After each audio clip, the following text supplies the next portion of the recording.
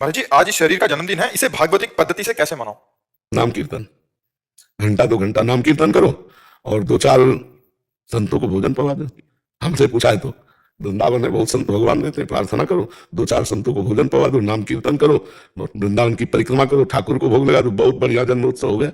नहीं और बड़ा करना हो तो 24 घंटे का नाम कीर्तन कर लियो, 100-200 महात्मा पवा दो, ठाकुर जी का भोग लगाओ, वृंदावन की परिक्रमा करो, इससे बड़ा उत्सव क्या होगा? ठाकुर जी की राधा वल्लभ की खिचड़ी सेवा और चबी सेवा मिली है। हाँ हाँ, बहुत बहुत सुंदर, बढ़िया। तो और संतों को पवाओ, संतों को जरूर, भगवान संतों के मुख से पाते हैं, जो भगवान नाम जापक संत हैं। अगर एक तरफ भगवान को भोग लगाओ, एक तरफ संत को, तो एक दिन खीर की यज्ञ आहुति होती थी, राजा किसी अनुष्ठान को पूर्ण करने के लिए ऐसा, तो 2-3 भजनानंदी ब्राह्मण यज्ञ करते थे। एक दिन उनके मन में आया कि इतनी मेवा मिष्ठान की खीर जो है अग्नि भगवान को आहुति करते, एक दिन हम भी पाके देखे, तो पर्दा लगा दिया, बस केवल ऐसे बोलते स्वाहा, और आवाज पूरी गई कि पहरेदार को समझ में आवे, और इसके बाद सब तीनों मिलकर खीर पाए। तो भगवान प्रसन्न हो गए और स्वप्न में राजा को कहा कि आज जैसी यज्ञ हुई ऐसी तुम्हारे यहाँ कभी यज्ञ नहीं हुई, और मैं आज वाली यज्ञ से प्रसन्न हूं। वो आए राजा और चरणों में गिरे, बोले महाराज आज जैसी यज्ञ की तो भगवान प्रसन्न हो गए, रोज ऐसी यज्ञ क्यों नहीं करते थे? तो उनका कोई शिकायत कर दिया, क्या उपवास तो नहीं कर रहा? बोले महाराज आज तो यज्ञ की ही नहीं। बोले तो? बोले आज तुमने पाया। उस दिन से उन्होंने अग्नि में आहुति दिवाना बंद करवा दिया और संतों को पवाने लगे। तो भगवान श्री मुख से जो पाते हैं वो संतों के, तो अगर ठाकुर जी का भोग लगा और 1-2-4 संतों को पवा दे और नाम कीर्तन करे, वृंदावन की परिक्रमा करे, यही बहुत बढ़िया उत्सव है। कलयुग में सच्चे संतों की पहचान कैसे करें? भगवान से प्रार्थना करो, सच्चा तो होगा ही, ऐसा तो नहीं है।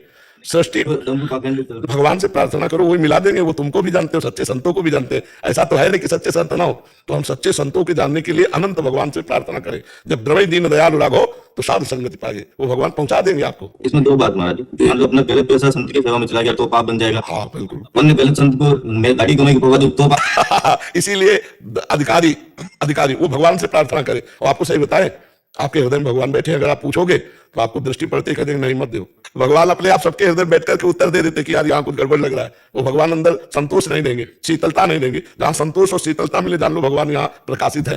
प्रयास रूपी एक लक्ष्य है मेरा कि अगला जन्मदिन श्री जी के साथ निकुंज में मनाए, ऐसा एक भावड़ा मेरा लक्ष्य है। तो कैसे शरीर छोड़ के जाना चाहते हो अगले दिन? मतलब श्री जी को जल्दी पाना चाहते हैं।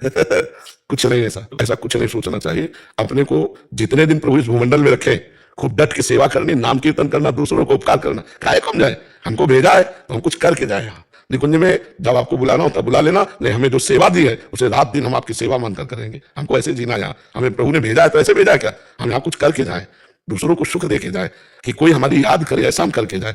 हमको निकुंज जाने की जल्दी नहीं है, हमको जल्दी है कि शरीर छूटने के पहले हम ऐसा कुछ करें जिससे हम हजारों का मंगल, हजारों का कल्याण, हजारों की याददाश्त बने, तब तो हमारा आना सफल हुआ। सुअर कुत्ता की तरह जन्म हुआ, मर गए, इससे मतलब क्या था?